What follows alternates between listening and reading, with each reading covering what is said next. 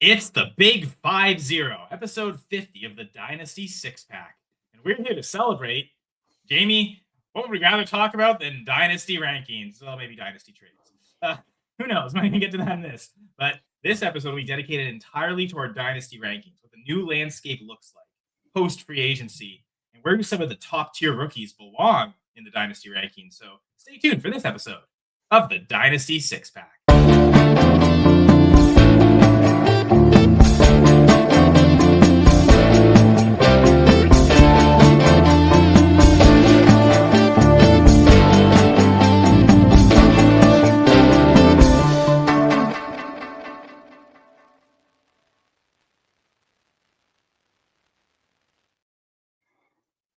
And welcome, everyone, to episode 50 of the Dynasty Six Pack. What a milestone. I'm one of your co-hosts, Kyle Senna. Joining me is also one of my co-hosts, Jamie Pirogue. Jamie, how's it feel? We're at episode 50. It's honestly right around the one-year anniversary as well. I think that might have been just a few days ago from our 1 year from our first episode. So glad to be here with you. How are you doing? Yeah, it's going quick. I can't believe it's already been a year, 50 episodes deep. Seems like we just started not too long ago. But you got to remember, like, fantasy football isn't about being right all the time. It's about being right before everyone else actually catches on. Yeah, sometimes the dynasty timing, you can get trades done quicker. If you're the timing of when your startup draft is, there might be an edge you have over your league mates, right? So that all comes down to the rankings. What player do you have ranked a lot higher? Do you think should be ranked a lot higher and valued a lot higher than others? Could be a good trade avenue, could be a good draft avenue and a value in startups. So yeah, lots of great stuff to talk about dynasty fantasy football wise with dynasty rankings. But you know where the conversation really never stops? It's Fantasy Six Pack. Whether it's fantasysixpack.net website, admittingly, there's a lot of baseball stuff right now, but there will be football content. Especially, I found once we got to the draft, essentially last year, that's when it seemed like Fantasy Six Pack was just nonstop putting out football. So join us now on that journey and get ahead of it all, because it will be here soon. The football content machine never stops. I mean, we took a little bit of a break, maybe about a month or so, but yeah, here we are back again. And another place where conversations constantly happening is the Fantasy Six Pack Discord as well. And so I encourage people to check that out. There's a lot of free channels, a lot of free articles on the website. If you want the premium stuff, extra betting and cheat sheets and content, especially DFS for various sports, depending on time of year. Certainly once the NFL season hits, there'll be tons of extra premium DFS stuff available on the Fantasy Six Pack All Access membership. You know what? With a reduced price, a 15% discount, using the promo code F6P Pods, F6P PODS is that promo code. That'll get you, again, that 15% discount to the All Access membership. So again, F6P Pods for 15% discount on the F6P All Access membership. Jamie, we're giving full access to our rankings here.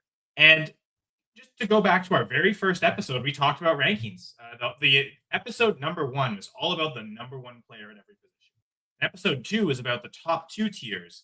This is really we've had so many topics since, and we've talked about rankings a lot, but this is really the first time we've had a full rankings focus since those 2 episodes. So I thought, rule of 3, of course. Who are the top 3 players at every position? So that's going to be something we look through real quick right here. Maybe certain positions will be a little more discussion. This one probably relatively quickly. Looking at running back rankings, Jamie and I have the exact same top 3 and in the exact same order. Not just the same 3 names, but the exact same order. It's the only position where that's the case. So real quick, Bijan Robinson at RB1 and Jahmyr Gibbs at RB2. 2 pretty easy picks. It was for me. I don't know how easy it was for you to just place those 2 as 1 and 2 respectively. Oh, yeah, it's definitely Bijan 1 and Gibbs 2. I can see a debate where Gibbs could be 1. Like, it's a fair debate, right? Like, I get why people go in that direction, but if I'm picking one guy to build around, I still lean Bijan. Safer workload. He's got that elite talent, just like Gibbs, and he's the easiest bet at running back right now.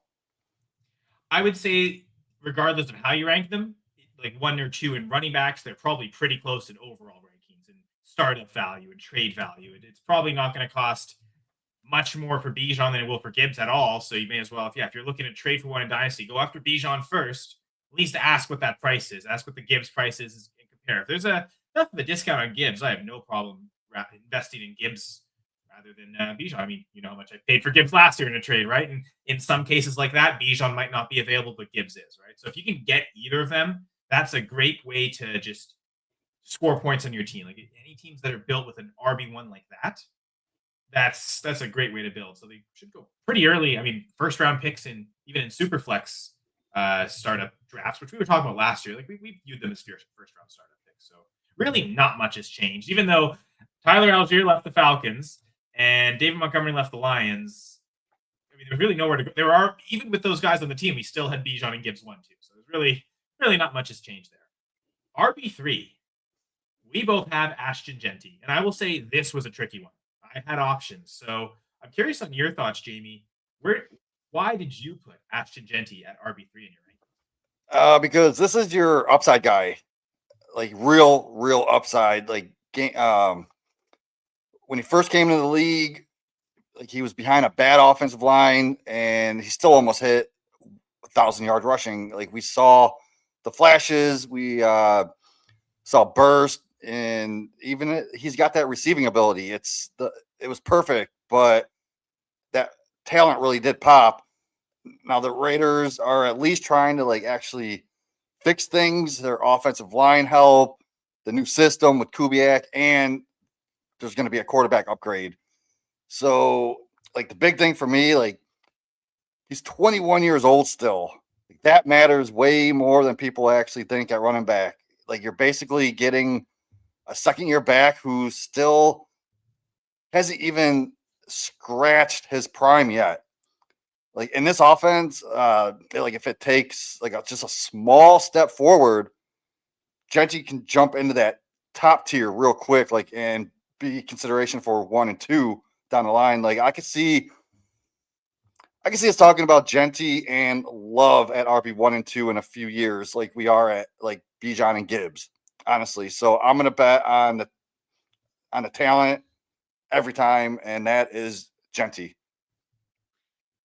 Well, so not a coincidence for you. And I'll just shift ahead a little bit, but all 6 of my top, like all the guys in my top 6 at running back, they're all going to be on their rookie contracts still, even entering this year. And for guys like Bijan and Gibbs, they're towards the tail end of that. The second contracts are coming, but they're also, I mean, last year, weren't they RB2 and 3 in points per game, respectively? So they're peak producing. So they're at the top of the mountain when it comes to production. So even if they get to second contract, I'm not worried. To your point earlier, Jamie, about age, I tend not to look at age that much, especially with running backs. I tend to just look at years in the league, right? So in my mind, Jeanty is a second-year running back, and I view him the same as any other second-year running back, even though some of them might have spent more time in college and are older, right? So maybe that's kind of a weakness with me, right? Like Breece Hall, I think is one where he's only like 24 still.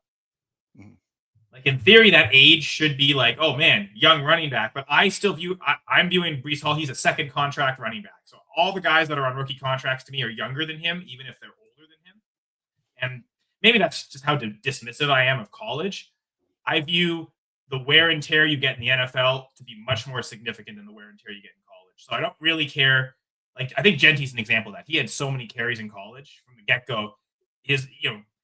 I love it because when I'm looking at rookie prospects, production matters so much, and it's an incredible prospect, one of the best we've seen. And it didn't necessarily pay off on the fantasy points per game last season, but you said it, Jamie. This team is much better than it was last year. And truthfully, the guy I initially had at RB3, even just before free agency, and the shifts that we've had in team construction since then was Devon Achane. Achane to me was okay. If I had to pick between him and Jeanty, even if Achane's a little older, how well he produced last year and how well he's been producing since the get-go, essentially, that to me matters more than Jeanty being 21. But then you take everything away from Achane, and sure, maybe that means more touches for him. He just gets a higher floor.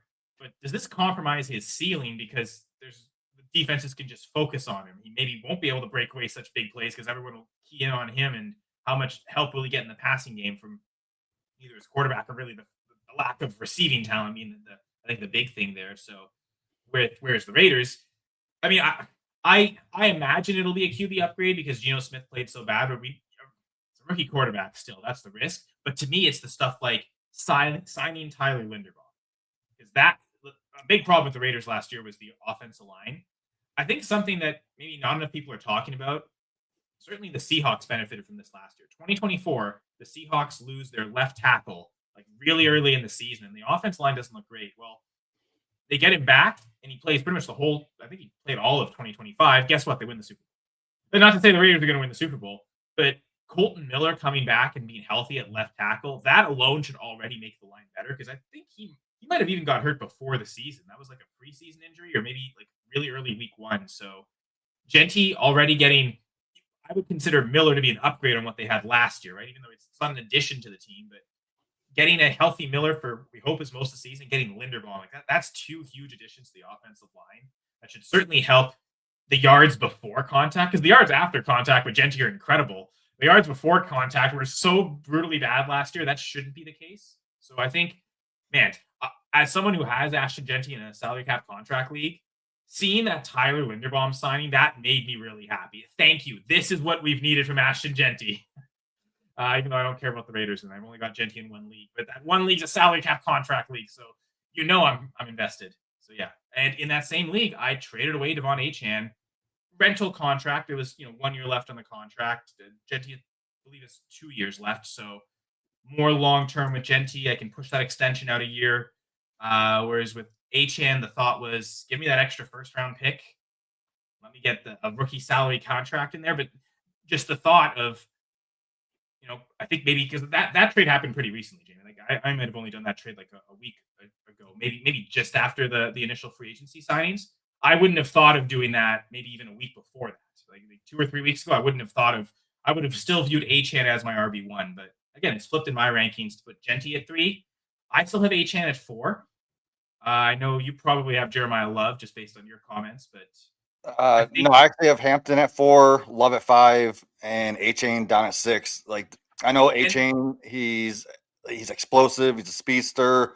He actually like delivers weekly, but we've seen the big playability, right? But when Tua was hurt, I believe he only averaged 8.7 fantasy points per game, as opposed to when Tua played, it was like 20.7 per game. That's a big difference without the quarterback.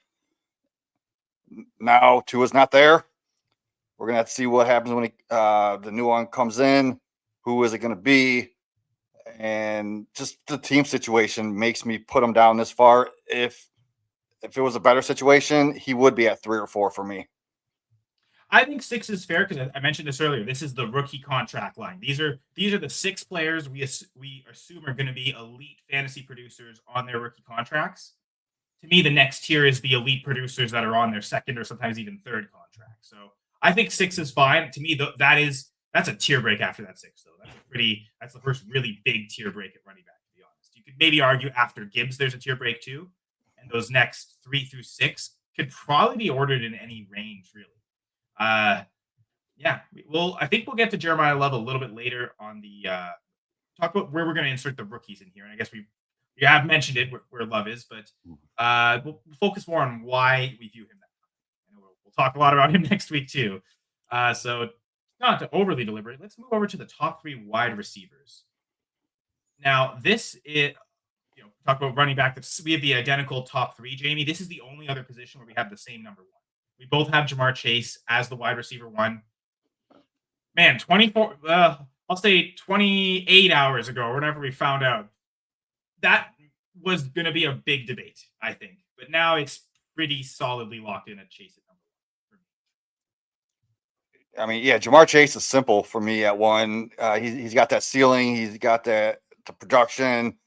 He's got Burrow long term, right? So even a down year, with the quarterback issues, he was still putting up elite numbers, and that just tells you everything right there for him. So because of that offense, when it's healthy, he can drop 30, 40 points a week any given time. So that's the ceiling I'm looking for. I mean, right now, if you look at just the last 4 years of production, and another player I'm going to talk about. There's only 2 guys that are above 19 fantasy points per game in PPR points among wide receivers, and Jamar Chase is one of them. So yeah, elite Yeah. producer, and And he's at a only young 26. age. 26 isn't that old for a receiver. That's actually a prime window right there for a receiver. This is peak So, age like, for him, and I think the quarterback he's tied to for a really long time too really does. yeah. So when we're talking dynasty, like this is a guy that you actually could truly build around, no question. Like I think it's one of the safest, most elite asset with the highest weekly upside at any position, and that's why he's still my wide receiver 1. Yeah, the high weekly upside, because I think his floor might not be there. I think there's other receivers that definitely have a safer floor than him, but yeah, the weekly upside he has is really. I think the only player I would say argue has a higher upside than him on a week to week basis that isn't a quarterback is probably Christian McCaffrey. But like from a dynasty perspective, you'd clearly rather invest in Jamar Chase than Christian McCaffrey. That's not even a close debate. Older running back versus prime age receiver, and totally different spheres of conversation. So yeah, from that weekly ceiling perspective, his ceiling, it probably is what Bijan and Gibbs have, but maybe there's longer term kind of viability as a wide receiver. So definitely, I mean, I'd probably take Chase over Bijan or Gibbs in a dynasty startup, whether it's super flex or 1 QB. I know those elite running backs make such a difference, but I also think Chase could too. Now it's Jamie. Something I've noticed, kind of tracking which players and which teams have we featured as the thumbnail image. We must be really bad, and I've basically made all the choices on which players to put on the thumbnails. I'm pretty bad at predicting Super Bowl champs because this is the first episode 50, that we actually had a Seahawks player on the on. It's not there's still a couple teams we haven't used yet at all, but it's one of the last teams. There's like I think maybe 3 teams we haven't used, so it's one of the last 4 teams to actually get featured on a thumbnail image. But this felt appropriate because you have Jaxson Smith-Njigba as your wide receiver 2. So let's hear the spiel on JSN. Let's give the people what they want when they click on this video, seeing that thumbnail. Let's talk JSN. All right, yeah, JSN, my number 2, and this is one where if you actually watched 2025, you already know because he didn't just break out, like he actually took over that team. Everything started running through him, right? Short passes, intermediate, downfield, it didn't matter. He was getting open. He was winning everywhere. And now you add the contract, the big, massive contract that they just paid him like the guy. So there's no question here. Like, this is his offense moving forward. You're getting elite route running, separation, and now you actually got proven production at a high level. So he's one of those receivers where the floor is just really high because he's always open, always involved, no matter what.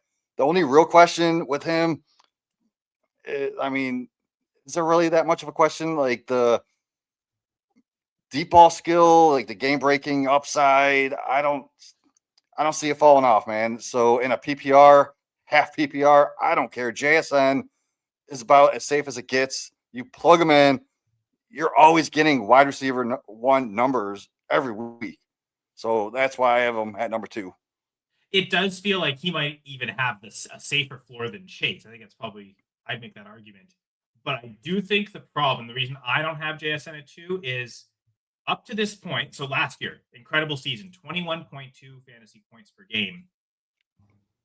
His next highest was the previous year. He didn't even hit 15. Now, this is his first year with Sam Darnold in this new system, without DK Metcalf and all those other things. But the problem, I've got him at 3, but I still almost feel like it's too high. And the reason is all of that. What we've seen from these elite receivers is it doesn't matter who's in front of them. It doesn't matter who the quarterback is. They just find ways to produce. So unfortunately, 8.8 fantasy points per game as a rookie is pretty bad. And especially what we expected of him. Do we just throw it out completely because of and even like throw 2024 as well? And it's okay. This is who JSN is with Sam Darnold, and that's the new offense. And he's probably going to see a ton of targets. So I can maybe buy into ignoring his first 2 years and only considering him for last year, or certainly ignoring his rookie season and just considering him on a 2-year average. But the problem is 21.2 points per game. That's still not the elite high ceiling that we've seen. I mean, he wasn't the wide receiver 1 last year because Puka Nacua outscored him by over 2 points per game, 23.4 fantasy points per game. Over the last 3 years, we've had 4 receivers hit that 23 point per game mark, and JSN is not one of them. So it does feel like there's a reason I have Jamar Chase at number 1, because he hit 23.7 fantasy points per game in 2024. CeeDee Lamb hit that exact same number, 23.7 points per game in 2023. They also had Tyreek Hill go over 23 points per game that season too. So part of me wanted to actually put CeeDee Lamb at 3, because we've seen that true elite difference-making wide receiver 1 upside from Lamb. And I don't think that just because George Pickens is there that it doesn't exist anymore. So I'm willing to kind of bet on the bounce back for Lamb. But ultimately, I've kept JSN in the top 3 and might even consider him at 2 because the floor. We just expect the target share is going to be insane based on the fact that they really didn't add any weapons. The big free agent money spending was retaining Rashid Shaheed, who, while he didn't factor into the offense last year, doesn't mean he can't factor into the offense this year. Mid-season change, their role for him seemed more special teams based anyway. He was going to run routes and stuff like that, but he didn't really have the connection with Darnold because he really didn't have much time to practice with Darnold. Shaheed's going to get training camp with Darnold. I expect a better production season out of Shaheed, but I still don't see him drawing tons of targets away from JSN too. He had this monster target share last year and they won the Super Bowl. The takeaway from that is probably target JSN a lot more than their Super Bowl, right? So I think that safety for that floor is what leads me to have him at number 3. And again, over a guy like CeeDee Lamb, for instance, who I considered at wide receiver 3. Now, this is talk about timing of this episode. If we had done this episode last week, we could have erased this whole section, but I still have Puka Nacua at wide receiver 2. We heard the news last night. I've toyed with the idea of dropping him. I think if I could drop Nacua, though, I have Malik Nabers at wide receiver 7. There's no way I'm putting Nacua lower than that, because whatever risk the off-field stuff is for Nacua, I still think the ACL tear for Malik Nabers is a bigger risk. So I'd rather, if I had to invest in either of those risks, I'm taking the Puka risk. Even Justin Jefferson, how bad it was last year. He scored 11.9 fantasy points per game. Puka was at 23.4. That he doubled Jefferson's production.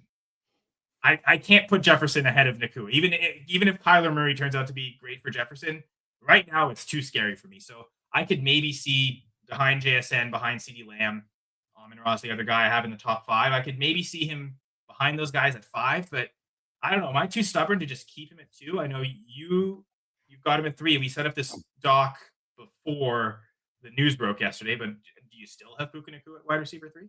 Yeah, I got him at 3, and I'm not paying attention to the news yet because he's innocent until proven guilty. We've seen stuff like this before where nothing comes out of it.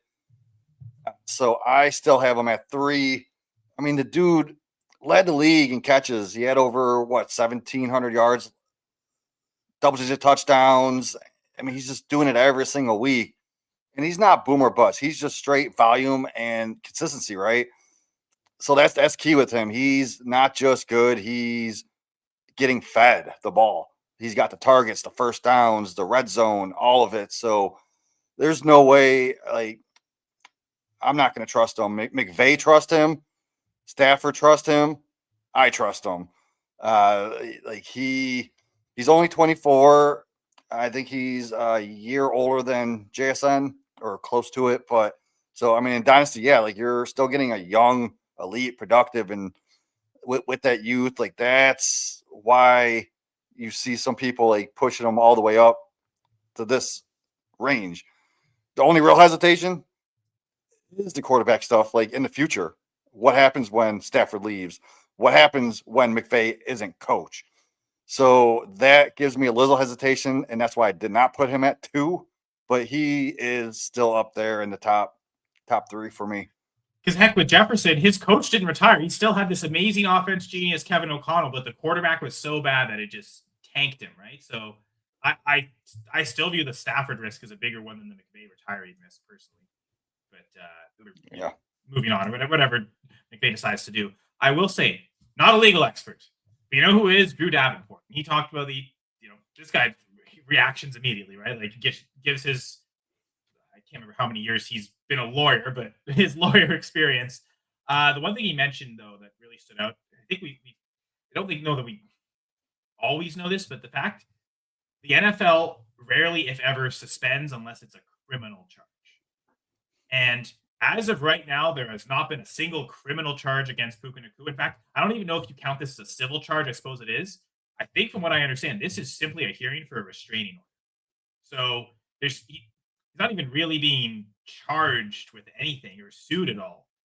And I think from what Drew was explaining, this was the preliminary, I guess, when you have pre-trial meeting and you adjourn stuff. I guess with restraining orders, they have that too. And that very first meeting is to see, do we need an emergency restraining order or not? And then, because I think what Drew mentioned in his tweet, there's a hearing that Nacua will be involved in on, I think it was April 14th. And he thinks that's the actual hearing for the restraining order. So what he basically said, like, it all depends on the judge. It all depends on the county, even the state. But he's seen a lot of precautionary restraining orders put in that, like, okay, that first meeting, they'll just put a restraining order out. And then in that full hearing, they'll review it and see if do we remove it or do we have to extend it. Apparently, the plaintiff wasn't even granted the emergency restraining order. So clearly, at least the judges in this case don't think there was much risk either. But without a criminal charge, I'm not even sure if there is a suspension risk. So, and I mean, I suppose even if there is a suspension risk, that it'd be short-sighted to just like downgrade Nacua if he gets suspended for 4 games. Like how many games of production are you going to have for him? To miss 4 games probably isn't worth panic selling on him again. Like Nabers might miss 4 games coming back from the ACL tear, so I wouldn't want to like drop him below where Nabers is. So yeah, I think 4 games you know is enough for me to. I'm stamping. I'll keep him at wide receiver too. He's too crazy good of a producer. So I'll take him over JSN still because he outproduced him by 2 points per game, which doesn't seem like much, but that did make quite a big difference in terms of like those ceiling performances that you got from Nacua. Whereas again, we're thinking of Jaxson Smith-Njigba more as a floor guy. I think Nacua probably brings maybe not quite the Jamar Chase ceiling, Jamie, but I don't think it's that far off. Yeah, I can see that. So you mentioned CeeDee Lamb. Yeah, good. I wanted to talk about these next. Is he at your 4? I actually have Amon-Ra St.Brown at 4. And okay, so the next 4, actually 4 through 7, those are tough for me. I could see you switching any of those with like Nabers, CeeDee Lamb, Justin Jefferson, and St. Brown. You see, I guess based on what I've said, I'm pretty easily convinced that Jefferson and Nabers should be outside the top 5. I'm pretty confident of Lamb upwards as the top 5. But also, I'm really confident that Jefferson and Nabers should be 6 and 7 because I don't think anyone below them catches them. But I almost put a mini tier between them. It just again, and maybe I'm downgrading Jefferson too much because he's going to get Kyler Murray this year. Maybe that's enough that he should be in that top 5. Well, I think you're downgrading Nabers, honestly, because I got him at 4. He's dynamic. He's young. He's a target hog. Huge upside. He's tied to a rising offense, so give me that all day. I love Nabers. I think I'd rather invest in Nabers for the 2027 season. It's just I'm being really nitpicky here because we're talking about the top 7 wide receivers. All of these elite players don't have ACL tears. So to me, it kind of disqualifies Nabers. Even as bad of a season as Jefferson has last year, I'd take Jefferson over Nabers just because the ACL scares me enough if we're talking at the absolute elite level. If I can move from Drake London to get Nabers, I'll do that in a heartbeat. But Nabers does really scare me here. So I've kind of got him. I'm trying to think like there's a lot of archetypes when it comes to like the high ceiling, high floor guys. And I think the reason I have Amon-Ra at 4 is because he feels exactly like Jaxson Smith-Njigba. Those to me are like the 2 highest floor receivers there are. The truth is I'm almost considering Amon-Ra St.Brown ahead of Jaxson Smith-Njigba for the same reason almost everyone would put JSN ahead. The fact that Amon-Ra has been doing it longer. He has a longer track record of this consistent year-over-year production. He's also played 2 more seasons in the NFL than Jaxson Smith-Njigba. So what matters more, the longer track record of production or the youth? And again, I think the reason I ultimately landed at Amon-Ra at 4 is because I am kind of buying in that you almost throw out everything that happened before Sam Darnold with JSN, and that's just the new JSN. Like, okay, JSN with Sam Darnold, this is what this version is. And And that version's good enough to be ahead of Amon-Ra St.Brown and ahead of the potential ceiling of CeeDee Lamb. Yeah, I mean, I think people are sleeping on St. Brown. Just the reliability of him. He plays, 50% in the slot, 50% outside. He's in a high-powered offense, matchup proof. Top 5 seasons over the last 3 years, was it? I think so. At least 2 to 3 years. 20.7 points per game, 18.6 points per game, 19.1 points per game. Like, yeah, so I mean, he's got the track record and he's reliable. I just think we're looking at the name value, the name value of CeeDee Lamb and Justin Jefferson, and that's the only reason that I have those two over St. Brown right now. You know what? I'm looking at it now. I'm looking at my chart that I've made for all these receivers. There's not a single player that has 3 straight seasons of 18 points per game. Puka, his rookie season was 17.6. Jamar Chase, that same year, 2023, 17.1. Yeah, like there's no one's even really close. To be honest, to your point, Malik Nabers is the next highest. He had 18.2 and 17.7. Like that's like a full point per game less than Amon-Ra St. Brown. So his year-to-year consistency is almost unmatched. And yeah, part of me really wants to put him ahead of JSN, but I think I'll keep him here. So yeah, I think those were some good wide receiver discussions, and I think we've actually cut it off at 2 good points. We have the exact same 6 players as our top 6 running backs. The order not always the same at all points. It sounds like you and I, Jamie, the same thing at wide receiver. We have the same names in the top 7, just our orders and rankings are different. So again, yeah, I think after 7, I think that's kind of I would say after 9 into receivers, that's when it could get kind of debatable, right? Because I mean, I got London at 8 and Ted at 9, but after that, I have a hard time with the order of how I wanted to put these guys. Actually, for just reference sakes, I have Nico Collins at 9. So I do think Drake London starts that tier. Like we both have London at 8, but like to me, London and Collins is again another one of those debates. Like Collins has a longer track record, which means he's older. So do you favor the younger guy? But to me, it's like the London Collins argument. It's almost the same as the JSN Amon-Ra St. Brown argument too. And I also think like a Puka should be up there. Olave, and in a way, Garrett Wilson, just because of his talent. I'd still have Rashee Rice as a top 10 wide receiver. As much as there's even more risk for him than there is any other player, the way he produces, he's probably going to outproduce most of these guys. If he plays on a points per game basis, he's probably going to outproduce everyone below him. If he plays the full season, he'd actually like finish higher in the rankings. That seems like that might not almost be destined not to. Okay, so we can move on to quarterback rankings now. We have different QB1s. I have Josh Allen at QB1, which I imagine a lot of people do, but here you go, Jamie. You want your moment? Let us know who is the crowning king as the QB1. And honestly, I would imagine in Superflex Startup, would this be your 101 as well? Yes. So at 1 for me, it's my man, Drake Maye.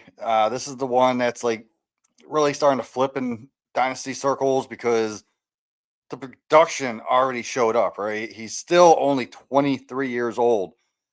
He had big yardage. He's got touchdowns. He took care of the ball, and he's got the rushing upside with his legs, and he just put that all together, and he put it together fast, right? We saw it right away. And when you watch him, it really does look easy. Like that arm talent is real. The decision making is legit. He looks like a franchise guy already at this age. So that's why people are pushing him up the boards. You're getting elite production. You got the age advantage over everyone else in this tier. He's younger than Josh Allen. Patriots are actually building around him, and this offense is actually trending up. So everything is pointing in the right direction for Drake Maye. But you probably have Josh Allen at 1. I could see that also because Allen versus Maye debate is actually legit. You got the proven versus the projection. But if you're playing the long game in Dynasty, this is the bet. He's young, productive, and he's only going to get better. So that's why I have him at QB1. He is the new Josh Allen. I gotta ask you a question here, Jamie, because maybe I finally convinced you, or this player finally convinced you that he's actually talented. So you said the Patriots are building around Drake Maye as a way to kind of put him ahead of Josh Allen, are implying that the Bills aren't properly surrounding Allen. Is that fair to say? Like that's what you're thinking? I'm just thinking Josh Allen could do it without pieces around him. So completely different, because I know they brought in uh, DJ Moore. Yeah. Yeah.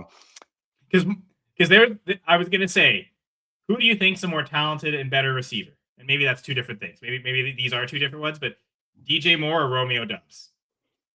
Well, obviously DJ Moore. Well, then, right? Well, yeah. You see, because I know you don't think Romeo Dubs is talented at all. So that's why when you said they're surrounding Drake Maye with talent, I was like, yeah, okay, I get that. Romeo Dubs. Then it occurred to me, wait, you hate Romeo Dubs? Well, yeah, no, I mean, I don't hate him. I forgave him. What was it last year? That's true. I didn't hear as much Romeo Dubs slander last season. Yeah, but I mean, you got like Henderson. He is going to be elite, right? You got Booty. They brought in Dub. James Cook's already elite. Kyle Williams is something they're probably just holding on to. He could do the same thing as Kayshon Boutte. I don't think they're done. I think they add someone else, maybe in the draft, somewhere in there. Maybe, but I mean, so could the Bills. True. I mean, I love Josh Allen. Like I said, the debate is real. Like that's why I have Josh Allen at number 2 in my rankings. And I guess for me, as good as Maye was last year, 21.1 points per game. I mean, that's not even like it's still more than 2 points per game off anything Josh Allen's done in the last 6 years. 23.4 last season from Josh Allen is his 6-year low. That's still 2.1 points per game more than what Drake Maye just did. So I still think, as undoubtedly he's younger, I'm just not sure he's ever going to match what Josh Allen does production-wise. And to be fair, I'd love Jayden Daniels for that same reason, entering his 3rd season. But even he, like his rookie season, 22.5 points per game.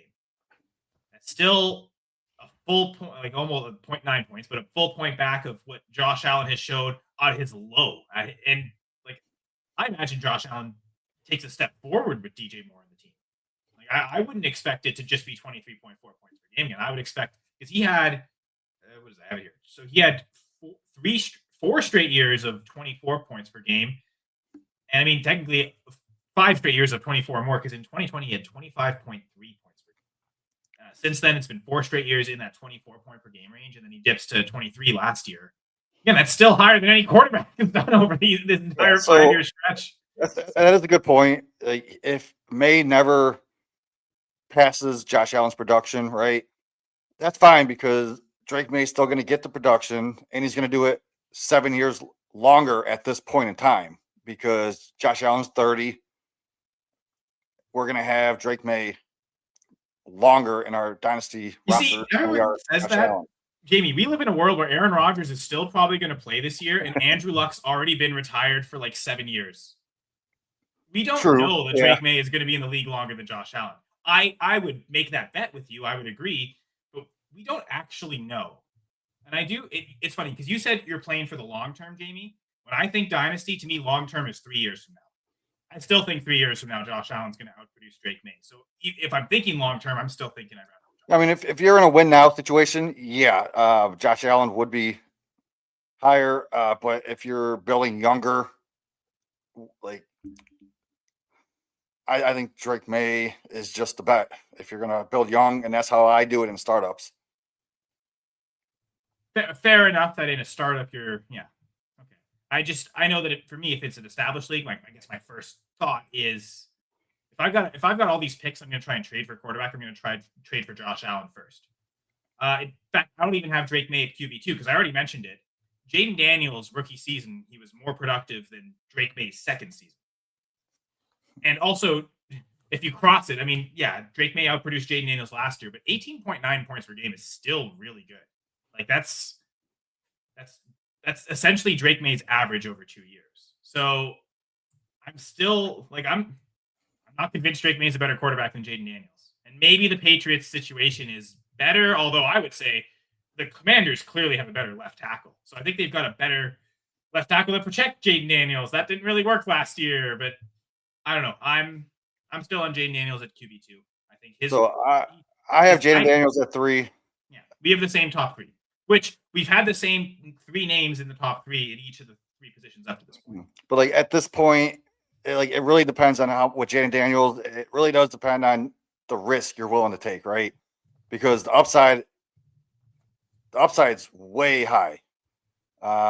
We saw it as his rookie year, and just his rushing alone really does make him dangerous. Like, you're basically getting running back production on top of his quarterback stats. So like, that's how you break fantasy, but it's the risk that I'm worried about. Yeah, that's fair. But I mean, like, he is it's not like Drake May is without risk, though. Yeah, like this year he is going into the year healthy, right? Better protection, more weapons, everything you really do want to see to take a leap. Well, I don't know about more weapons. I mean, we assume they'll either re-sign Deebo Samuel or bring in Brandon Ayuk or do both, but they just haven't done either yet, so we don't really know. But I mean, to me, the ceiling he showed as a rookie is higher than the ceiling Drake May just showed in year 2. So that's where, at least fantasy points wise, I'm leaning Daniels over May. I'll be honest, Jamie, I'm almost even considering Drake May outside the top 3. The more I think about it, the more I think you're gonna love what I'm saying. The more I'm starting to think of Jaxson Dart as the QB3 in Dynasty, because he has 20.6 points per start last year. Like, that's pretty incredible for a rookie. It's only a half point behind what Drake May produced last season. So right now I think I still have Dart at QB6, but man, I'm tempted to think, why don't I have him in the top 4? Like, I feel like Dart should be right there with Daniels and May. Like, it's almost the exact same bet, but one season only. And again, we talk about injury risks. Like, it might even be more pressing with Dart than it is with Daniels. So yeah, so I got Caleb at 4 and Herbert at 5, and then Dart. I could literally see Dart over both of those guys. Honestly, it wouldn't surprise me. I don't get it with Caleb, dude. If you look at every starting quarterback's points per game average over the course of their careers, and right now for Caleb, he's QB 21. Like, there's so many people who have outscored him on average over the last 2 years that I can't buy into Caleb Williams. Certainly not at that price. Yeah, I don't know. It wouldn't surprise me if he finished top 5 this year. I mean, he's young, he's talented. He knows how to pass the ball. He's got the weapons around him. The offenses. I mean, it would surprise me, Jamie, but only because it would surprise me if the top 5 isn't Josh Allen, Jayden Daniels, Drake May, Jalen Hurts, and Lamar Jackson. Like, I'm pretty confident those are going to be the 5 highest scorers. Jaxson Dart could pretty much also equal them. So that, I think it's more just, I think those guys are too good. I would bet against Caleb Williams finishing as a top 5 quarterback. But we saw pretty much a line with quarterback. I think maybe we get to Caleb. That's where I think after the top 3 is where the interesting discussions get. But we'll cut that short for now, because this is the position I really want to talk about. Tight end. From the get-go, we're talking different players. Now, we've already had this discussion in the past, so I really actually don't want to focus on it at all. Jamie has Brock Bowers as his tight end 1 in Dynasty. I have Trey McBride as the tight end 1 in Dynasty. Tell me if this statement is fair, Jamie. You have Brock Bowers higher because you believe the ceiling of his potential as a player, like that he will eventually outscore what McBride has done. Is that fair to say? Yes. Yes. And I'm basing it on the ceiling we have seen. What Trey McBride just did last year, I think it was 18.6 points per game at tight end. I'm just counting the last 3 years, but in the last 3 seasons, 2023, 2024, 2025, no tight end has scored that. He's what he did last year is leaps and bounds ahead of anyone. We haven't seen anyone do something like that probably since Travis Kelce, I'm going to say 2020. I think Travis Kelce 2020 was the last time we actually had a tight end hit that high of a mark. So based on what he did last year, You know what? Right now, he looks like he's going to have the same quarterback he had for most of last season. So, based on what he's done points per game wise, I don't think any other tight end right now, I would bet on being able to go at 18 points per game. In fact, I probably wouldn't bet on McBride doing that again. But because that ceiling's in his range of outcomes and it's so much higher than anyone else's in the last 3 years, the baseline of his average is just so much higher. So, but that being said, Bowers, because here's the thing, in 2024, McBride essentially equaled Bowers in points per game. They were both at 15.5 points. Then there's a 4-point per game difference last year between McBride and Bowers. And I'm talking point per game. So the fact that Bowers missed games doesn't count for this at all. Doesn't mean, he was hurt the whole season. And the fact that he produced 14.7 points per game while injured is there. But to me, that's just what we've seen production-wise is the reason I'm going McBride. But I know you just believe in the talent of Bowers more than the talent of McBride. Yeah, because I mean, even with the injury last year, you still saw it. Like the usage was there, the explosiveness, like the way the offense ran through him, and he's still young, only 23. And the crazy part, like you're getting elite production already. He's still young, younger than most guys that are just breaking out at Trey McBride's age, right?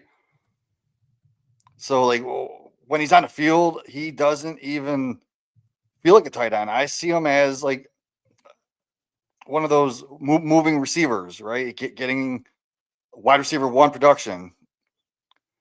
So that's why he's my number 1 tight end in Dynasty. Like McBride gives you that proven safe production. Yeah, I get it. But Bowers, like that long term, there's only the ceiling play. Like everything hits for him. Like he can separate from the entire position, right? It's Bowers' ceiling that I'm chasing right here. So in Dynasty, like that's what I'm chasing. I guess that one point that you made, just not quite the last point, but you're saying that like you view Bowers as a true wide receiver 1, but you're implying you don't view McBride. Well, no, just because I got them separated by one position, like they're still in the same tier, dude. Like Okay. I well, could argue either one. Back to the Bijan Gibbs, where like because I pretty much have Bijan Gibbs back to back in startup rankings, and the same with McBride and Bowers. Okay, because I was gonna say I don't disagree with that statement on Bowers, but I think it also applies to McBride. Well, yeah, I mean McBride's in his prime right now, and he's actually got that role locked in. Yeah. Even in non-tight end preview, I think he finished as the wide receiver 4 last year in points per game in PPR without tight end premium. Which again, I don't necessarily expect him to replicate that, but if he hits 16 points per game, that's still better than what anyone's done in the last 4 years, other than himself. So, yeah, I think that statement of Bowers is a true wide receiver 1, like we can view him in that vein. I agree, and I think McBride is the same thing. So they should be back to back, to be honest. Yeah, and like at tight end, like tight ends usually. Sorry, go ahead. I was just gonna say, like tight end position, it's usually a huge mess, right? But like you're getting McBride or Bowers, that's consistency and the ceiling that you're gonna want to chase. And maybe this is a bit of Malik Nabers. I'm nitpicking too much on the ACL tear. But when we're talking about the true elites of the position, I think you have to nitpick. Like, who do you want to be as your number 1 position? And to be fair, Jamie, I've got a league with McBride, and I went to the Bowers manager just to see. They think like you. They still have Bowers ranked higher, and they wouldn't add anything on Bowers to get. I think they literally said. I asked him, yeah, I'm just trying to gauge. Like I've got McBride higher, so I'm just trying to see because you have Bowers if you're willing to add anything on him to get McBride. He said, I'd be a fool to do that. Okay, fair enough. To be fair, it probably would be foolish, but I mean, I wouldn't do the trade straight up. I'd rather have McBride. No, like I view Bowers and McBride the same exact right now. So it's probably not reasonable to think anyone would trade. Like if you have one, you probably can't trade for the other unless like Jamie had McBride and I had Bowers, and we both just did this podcast and realized we prefer the other, and then we'd agree to just trade them straight back. That's probably the only way that type of trade gets. I mean, I might not even do that, depending on my team. Because like if I'm in like a win now, you wouldn't have Bowers straight up for McBride after everything you just said about the talent. But like with McBride, like if you're in a win now situation, he is that guy you want, right? He's getting like 120 plus targets. Exactly. But I'm saying Bowers can actually, like, he hasn't done it yet, but the ceiling of that is more into the future. I disagree, but I know why Bowers you is think finally getting a quarterback upgrade. we think. No, we know it's going to happen. Well, again, how bad Geno was last year, inevitably it probably is, but we don't know. I mean, who are we going to see McBride? Who's going to be throwing McBride the ball in 2027, 2028? We don't really know yet. Well, at that point, I would imagine he does get a QB upgrade. Like, we're talking that, Geno you would hope, or they could be the Browns and just not waste his talent. I mean, the Browns got Baker Mayfield even a broken clock's right once. Now, to be fair, in that same year, the Cardinals did draft Josh Rosen, so they were really broken clock, to be fair. But, I mean, honestly, like, I know we like Jacoby Brissett, but Jacoby Brissett is not an elite quarterback, and he's still got this elite season after the But maybe to your point, a quarterback that like they come in with a rookie, they want to protect him, or they probably won't let him throw as much as they've let Brissett throw, that's also a big factor on this. But the fact that Brissett's there, man, there's going to be a lot of pass attempts this year again. But the way I look at McBride and Bowers is the same value-wise. I look at the next two guys that we're going to be talking about here. Great transition, James. Like razor thin slice. This is actually the only spot in our top threes we have different names. So Jamie's tight end 3 is Colston Loveland, and I guess may as well reveal mine as Tyler Warren. But Jamie, why do you have Colston Loveland? Yeah, Loveland. Upside swing at tight end, right? He came in as a rookie at over 700 yards, not quite 7 touchdowns. I think it was 6 touchdowns. And there were stretches where like he straight up just looked like the best receiver on the field in that offense. And that's truly the part that matters because you're heading into year 2. He's still 21.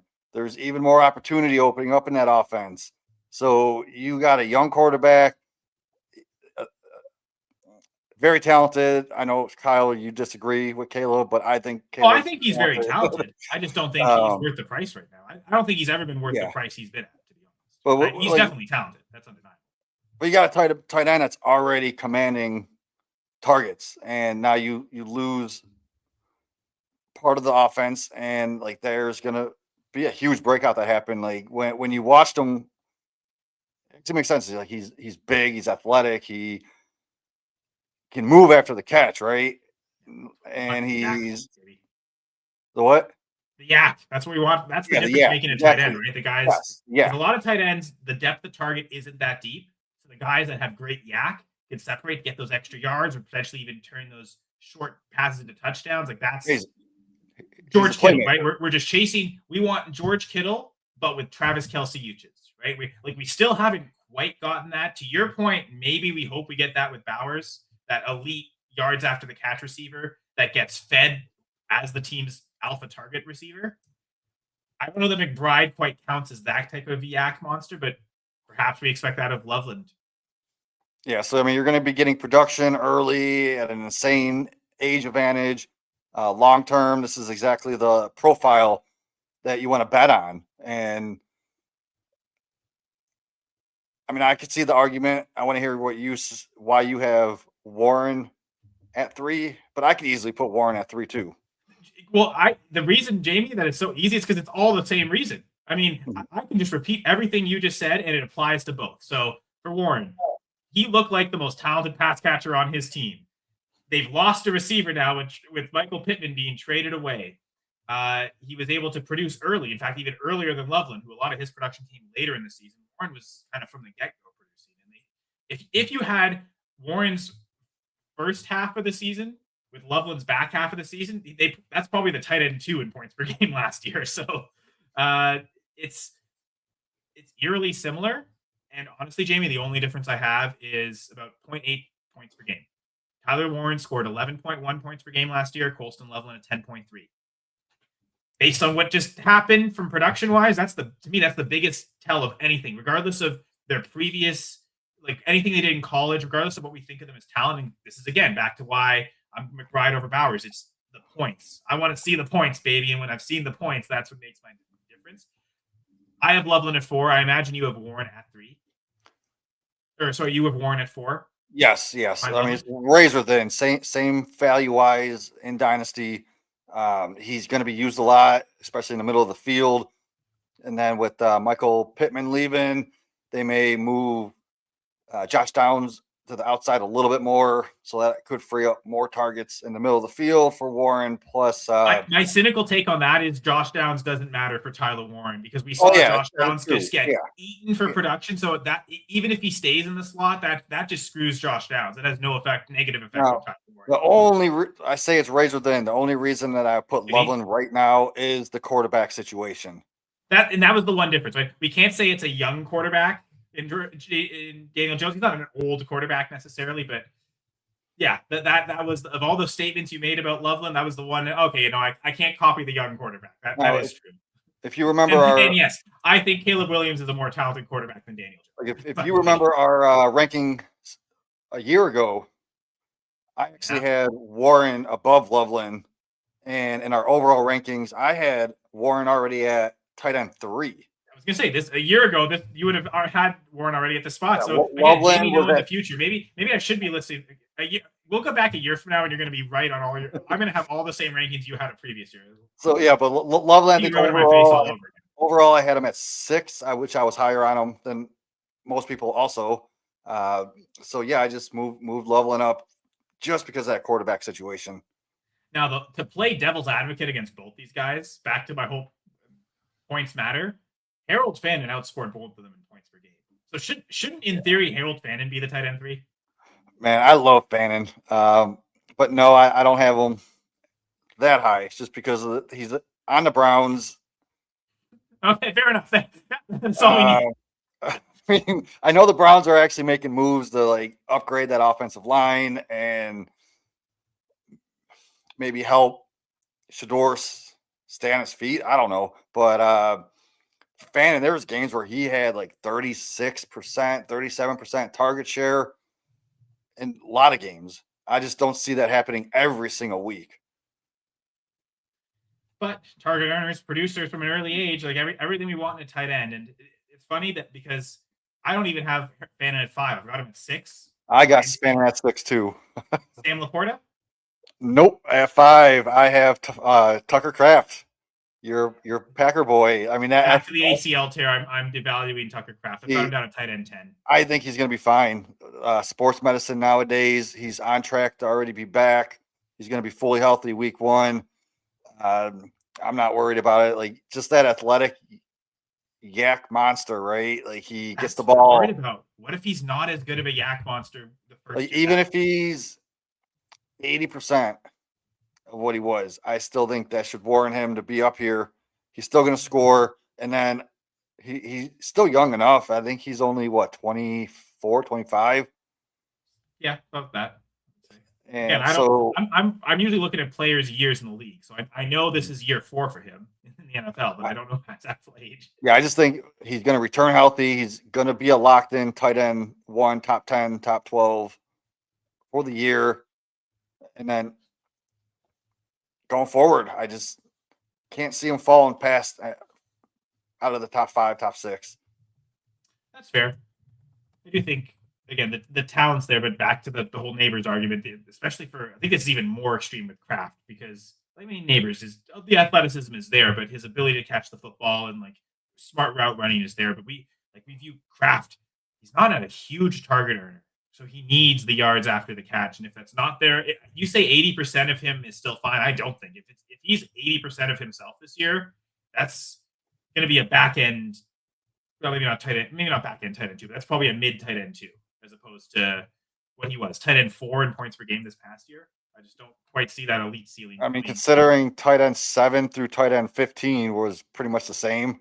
Yeah, we talked about that a few weeks ago. I mean, he's going to fit right up in there.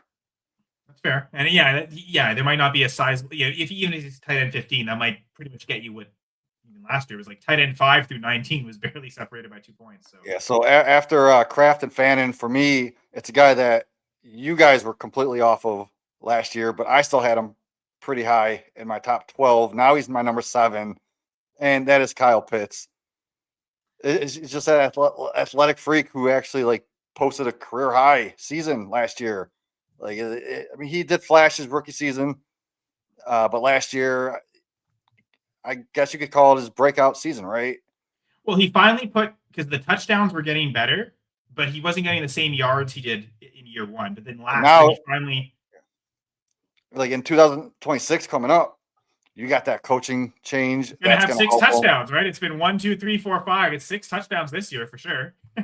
So yeah, for And me, maybe he climbs yards. back up into this top tier just because you see Stefanski, former 2-time coach of the year. I'm sorry, I can't say that without laughing.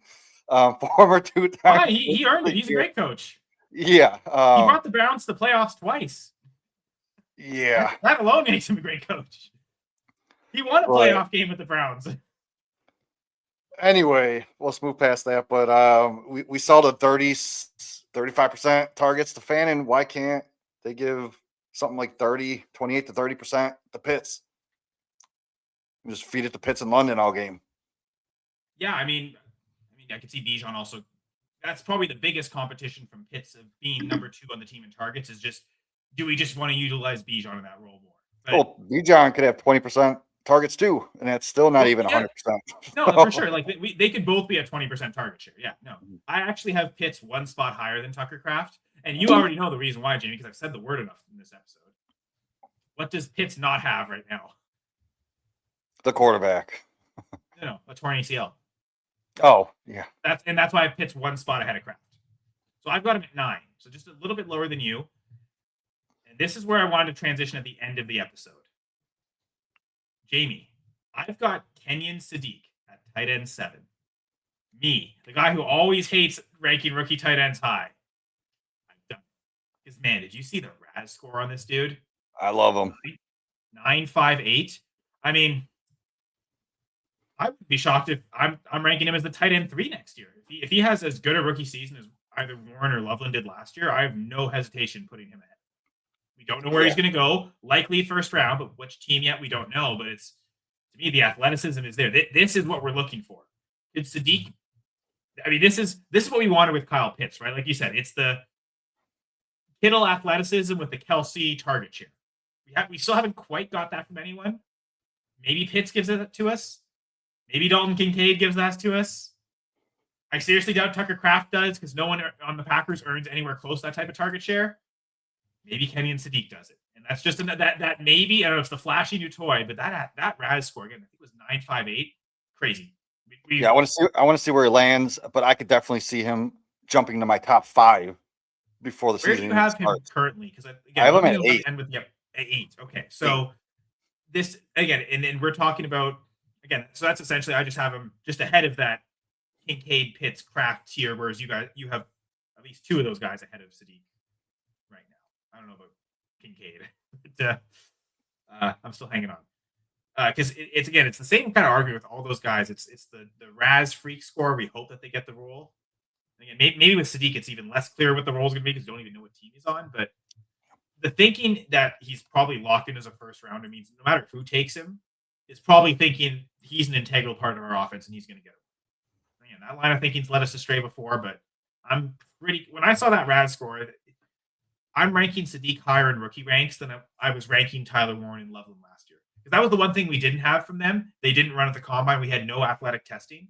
I think Loveland was hurt or something. But it was just enough of a concern to me to not make me want to be super aggressive on them. I don't know. Maybe it's like seeing 3 years in a row rookie tight ends come out and smash. I'm going to maybe a lot more aggressive on Kenyon Sadiq this year than I have really any year with rookie tight ends. Yeah, for me, Sadiq, he could easily end up in that situation, in the right situation. And we just got to see where he lands. But he could have that Sam Laporta rookie season in the right landing spot. Yeah, that's true. I mean, Laporta, yeah. That kicked off the stretch of rookies being his tight end 1. I guess technically no one did it last year. McBride was not letting anyone get close to that.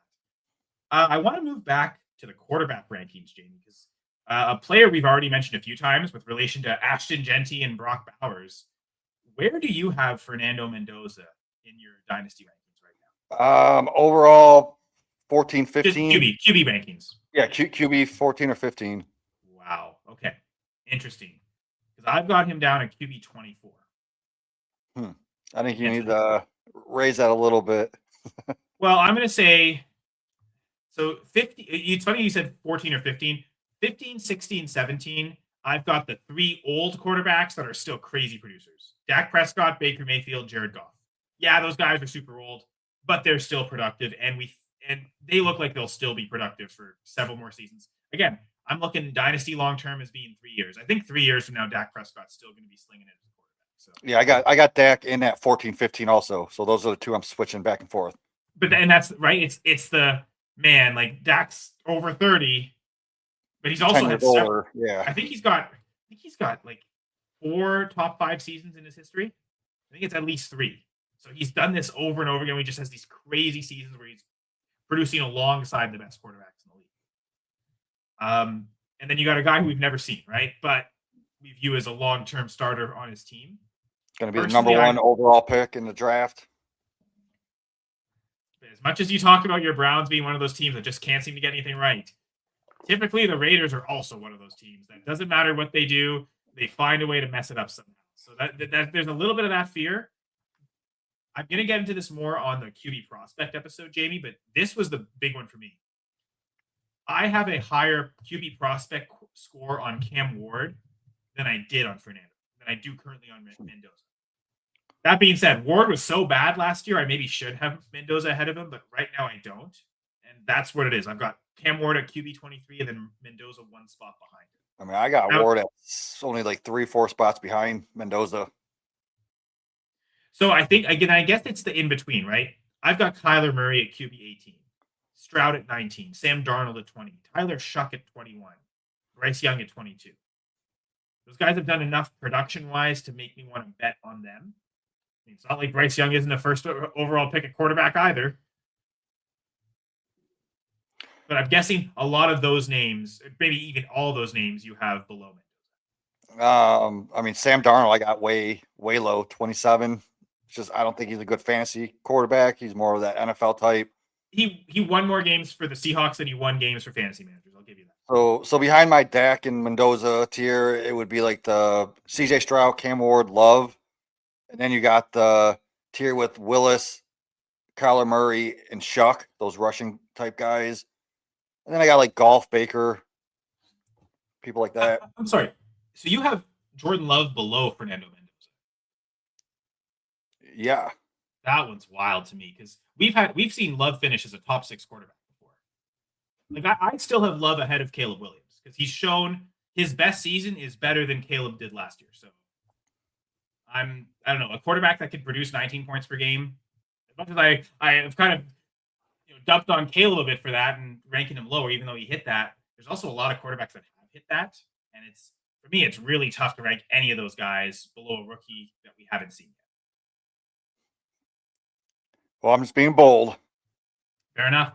Now, I think you're being bolder with Mendoza than you were with Cam Ward last year. I don't think Cam Ward. I was low on Cam Ward. I had him outside my top 20, I believe. Right. I know the Jaxson Dart. I mean, I still have him outside the top 20. So I mean, but I think Dart definitely influenced that. I mean, you were always higher on Dart even before the draft. So that of all your takes, that might be the best take you've ever had. And you've had a lot of really good ones.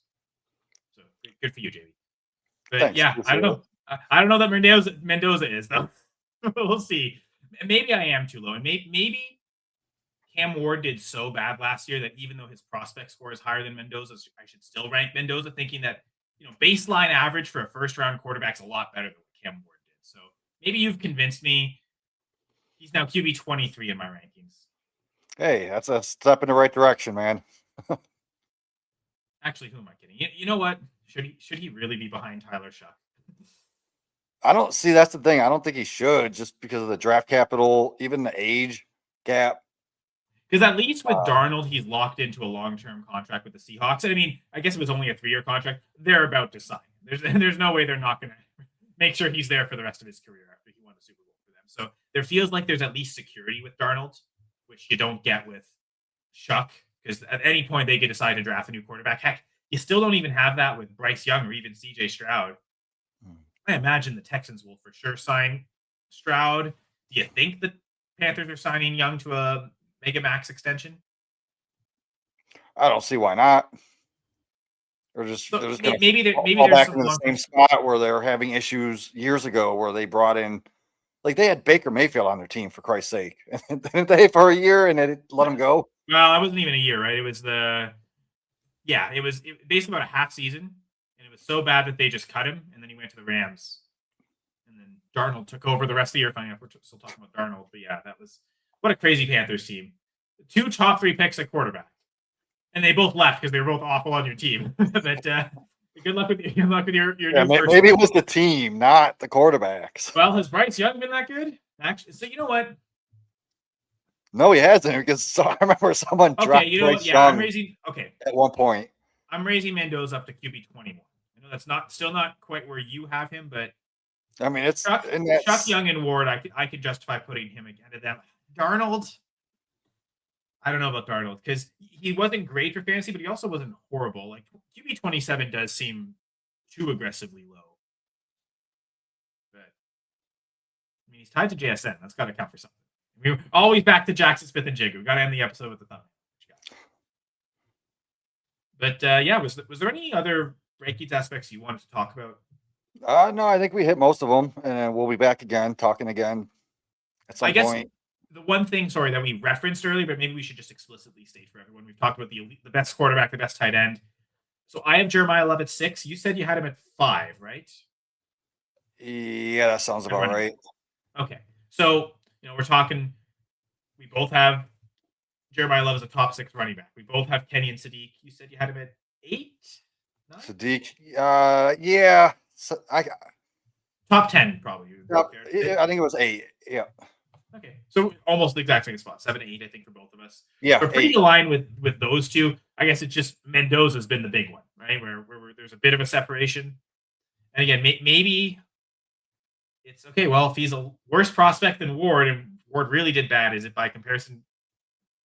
Mendoza should be bad, but every player situations. If you can't just, the prospect score only goes so far for Ward.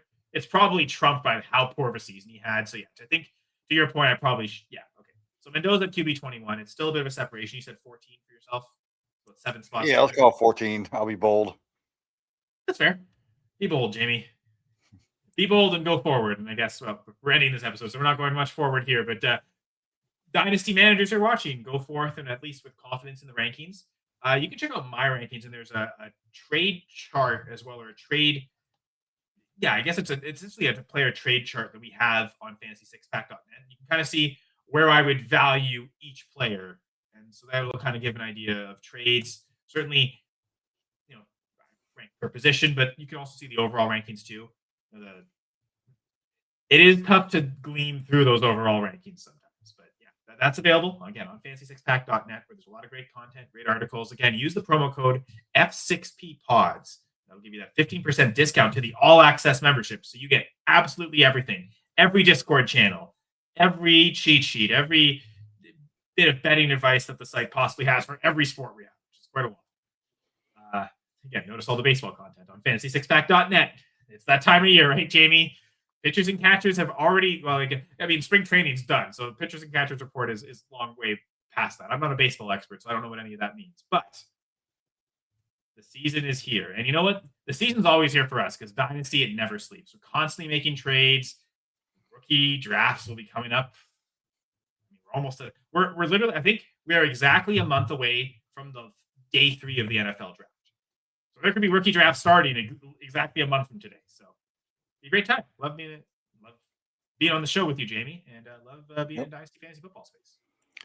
Yeah, good time. To the audience, drop your rankings and who you actually got in the Warren versus Loveland debate. Drop it in the comments. Yeah, drop that in the comments. Don't forget to smash that like button.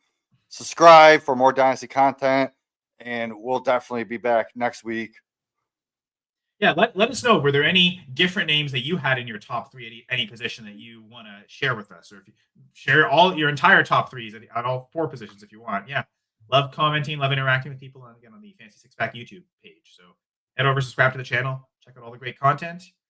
And Jamie, we'll be back on that same Fantasy Six Pack YouTube channel next week for another episode of the Dynasty Six Pack. Bye for now.